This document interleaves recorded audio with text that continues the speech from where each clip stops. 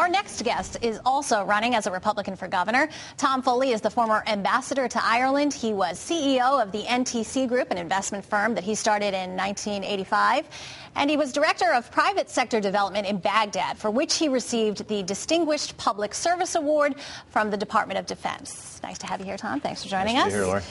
Talk about, it was the first question I asked Larry, so you tell us why you want to be governor.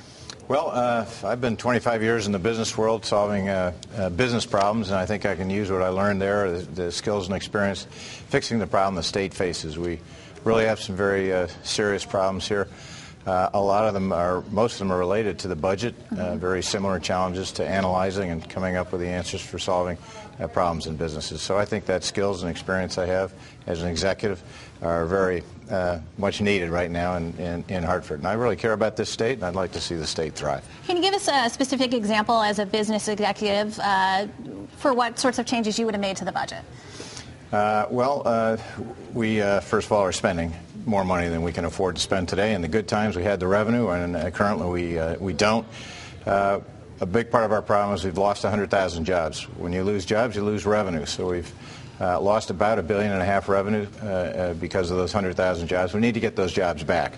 When that revenue comes back in, that'll partly solve the budget challenge. The rest has to be solved through cost reductions. So how do you get those jobs back? Because I've been hearing that. I've been back in Connecticut now for 8 years, and I've been hearing about that problem, and it's certainly perhaps exacerbated. But what do you do to get them back? Well, a lot of the policies in this state, many of them imposed by the Democrat-controlled legislature, are driving jobs out of the state. They're job killers. Mandates on businesses, changing the rules of the game every year in the session. We've just seen that last week, and come up with little new taxes here and there. And business people need to be able to plan before they will commit to capital and hiring people. So we need to stop the game playing. We need to make it more business friendly. But we also need to reach out to 7 industries that I've identified in my plan forward for Connecticut, who should benefit from all that Connecticut has to offer. We have wonderful assets in this state. Somebody just needs to package them up and go on the road and make people aware of it and get them to come here. Okay. Kevin? I'll ask you the same question I asked Larry DeNardis. Can you fill a $4 billion gap without increasing taxes? Well, the estimates of the gap that I've seen are more like 3.5, and if you get $1.5 billion of revenue Michael back, Fidelli says 3.8. Everyone's got their own number. Okay. Well, these are all projections. Nobody's really sure that the 2012 budget is still 18 months off. So I think if you get $1.5 billion back by pulling those jobs back, then you have a $2 billion challenge, which I think can reasonably be solved with expense reductions. It's not going to be easy, and I don't believe that everything should be on the table. We need to protect our elderly population, our poor, and I think the educational system should not suffer cutbacks. That's an investment in the future, an investment in our children. The 2012 budget isn't 18 months off. Well, it starts a year from now, but the average, the mid-year for the 2012 budget will be about 18. But the governor's going to have to propose a budget in February. Well, that's correct. But as we saw in this latest session, the deficit was solved within 6 weeks of the end of the fiscal year. So it's kind of a scramble there. Yeah. Yeah, and so but a governor is going to the person who's elected governor is going to have some very specific ideas going in. Do you have very specific ideas? They're also in my plan. We need to streamline the state government. We have 2 commission reports: the Thomas Commission, the Hall-Harper Commission, which already have talked about how we can streamline government. They're sitting on a shelf collecting dust, and I think they ought to be pulled down and implemented.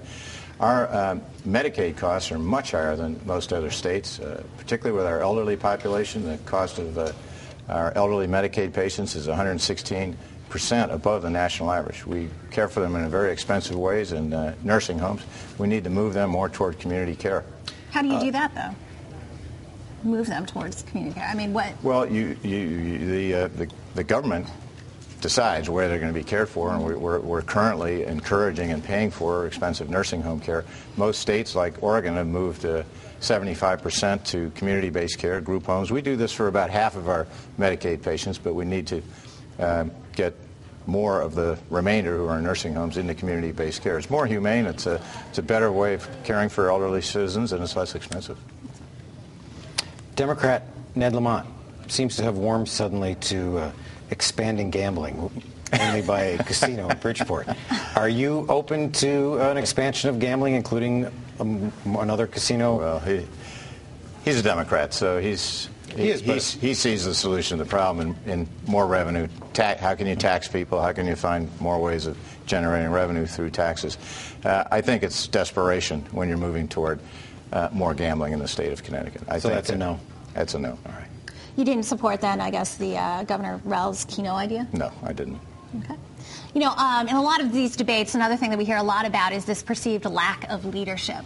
What do you think are the attributes that you have that make you a better leader than the other choices we have out there? Well, first of all, I've run a large organization. The company I ran at one point employed over 6,000 people.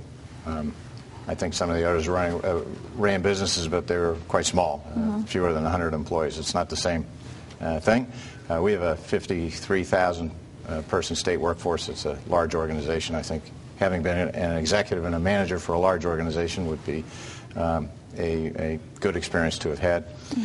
Leadership is a lot of things, but I think that particularly in a crisis like we face now, strong leadership means making tough decisions and maybe not making decisions that are necessarily politically popular or calculated based on how popular the decision is going to be. And that's the type of leadership that our state needs right now.